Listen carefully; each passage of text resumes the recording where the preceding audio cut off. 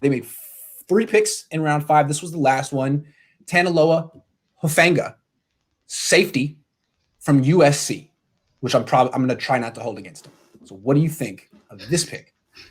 Yeah, I think this one I give an A-. He's a really good defensive back who probably would have been gone a lot sooner if he didn't have the injury concerns, because this is the guy that was a consensus first-team All-American, and he was a Pac-12 Defensive Player of the Year in 2020.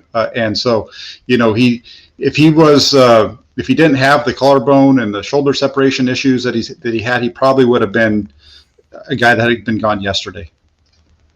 Into either a second or a third round guy. So I really like this pick.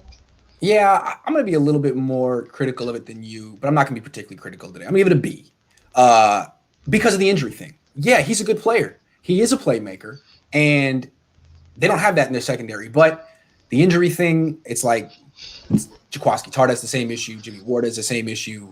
That's the only guy they drafted that has an injury issue. But I'm not going to give it an A for that reason. I'm not going to give it a D or a C. I like it. And if he stays healthy, it seems like he – maybe more than any of the DBs they drafted has the potential to become an impact starter, which is great. You want to take a guy like that at the end of round 5. He's got high upside, but the downside is he's hurt all the time, and he gets hurt by separating his shoulder, breaking collarbones.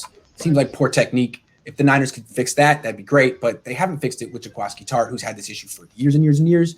So I like the pick. The best they could definitely do at the end of round 5. But I'm not going to say anything more than a B just because I have to be a little bit salty at some point.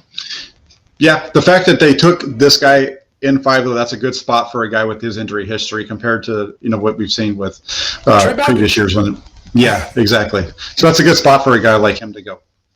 Yeah, and again, I think we should also be analyzing with these picks at the end of the draft what they're going to do on special teams, because they're going to have to do something on special teams to make the team. The previous one, Elijah Mitchell, could be a gunner. Hufanga would be more of like a guy who would come down the field and take your head off. Does he have that in him? He looks like he's a guy that's going to be more like a box safety kind of guy. Like he's not really good. He's got athleticism, but he's a physical player.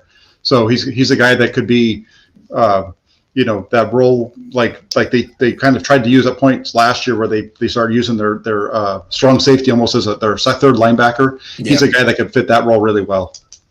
Okay, so we're both positive on that pick.